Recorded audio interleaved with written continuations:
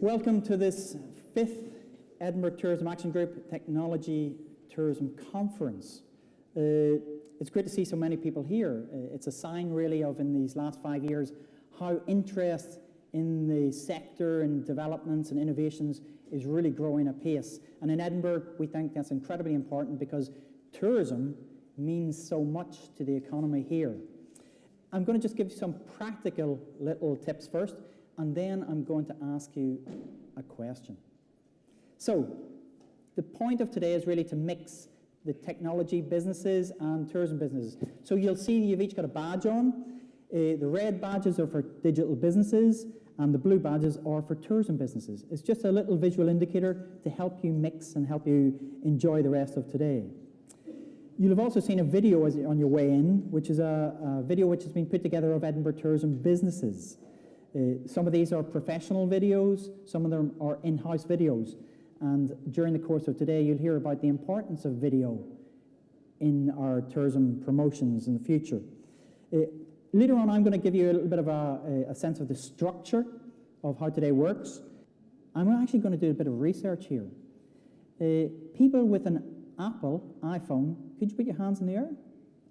Okay, interesting. People with a Samsung device, could you put your hands in the air? Interesting. Any Nokia people in the room? Oh yes, still about. Good to see you. HTC? Oh wow, geez, that surprises me, I must admit. And AOB. Anybody else? What is your device? Okay, great. And anybody else? Okay, great. Thank you for that bit of research. That helps me in my business. But actually, it's great to see everybody's got a smartphone because we all want you to be tweeting. Okay? When you tweet, we want you to use the hashtag TechTourism, hashtag TechTourism2015. Okay? Some people may be using a different hashtag, but this is the official hashtag. And to encourage you to use this, we will give 2 tickets to a Science Festival event on the 9th of April, which is social media, spine, sentiment, and big data, which seems appropriate. So the way we'll choose that is, probably just a random algorithm. Okay. So before I talk about the structure of today, and we will be discussing the eclipse in a minute, I'm going to introduce the chair of the Edinburgh Tourism Action Group and the chief executive of Robbie Small Group Tours to say a few words of welcome. Robin Worsnop.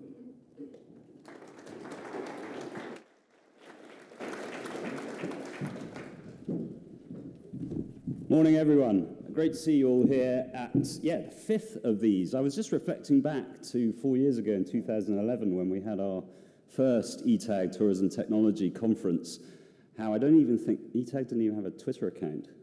And there was not a lot of that going on. The first conference was quite a lot about the building of the national database of visitscotland.com.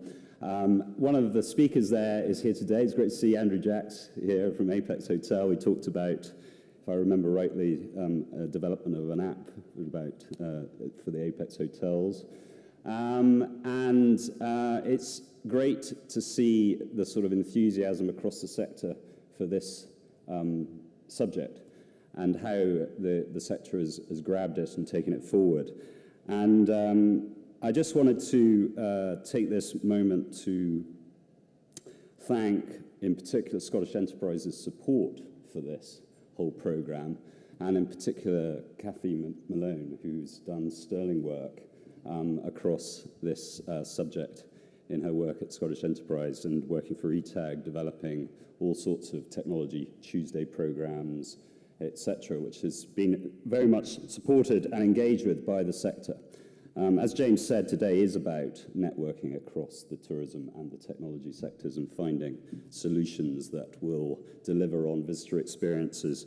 Technology has the ability to reduce overheads, increase sales, enhance international reach, and most importantly, meet customer expectations. And that's what the program is all about. In the past 4 years, nearly 3,000 delegates have attended workshops run by ETAG in this area. And, you know, the advent of social media has been a dramatic change in terms of how consumers are consuming or understanding the visitor experiences that Edinburgh as a destination offers them. ETAG's newest event was EdCal, #EdCal, and that was held on the 26th of February, and over 70 people gathered to discuss that, which was about amplifying the message of all the things that are going on in the city through social media. That was an idea that came from the industry, has been driven by the industry, and that's very much about what this partnership is all about driving innovation across the sector. So Edinburgh itself is becoming a much bigger centre for technology. We have Codebase, which is the UK's largest tech incubator, which aims to build, nurture and grow the next generation of tech superstars. We have Skyscanner, and I'm always nervous about making announcements about this, but apparently they're the first $1 billion web company based here in Edinburgh. And nervous about saying that in case tomorrow they crash or something and their stock market ratings go down. And but they've done an extraordinary thing here, and they've cited the world-class technology graduates that are coming out of Edinburgh University in particular, and other universities across Edinburgh, as the reason why they're going to stay here and HQ here. Well, they claim forever, so long may they continue to do that and drive Edinburgh as a centre of technological innovation. So as for the city of Edinburgh and what it has been doing to help support the infrastructure around technology, and I'm a little bit nervous about saying much. I mean, last year I stood up and said there'd be free Wi-Fi across the city. Unfortunately, something went slightly wrong with the Spanish company that got the contract, and so that didn't happen. But a wireless concession, the council have been working on developing a wireless concession, and I think announcements will be made soon about that, so we can look forward to that across the city. Free Wi-Fi is now available on all trams and the majority of Lothian buses.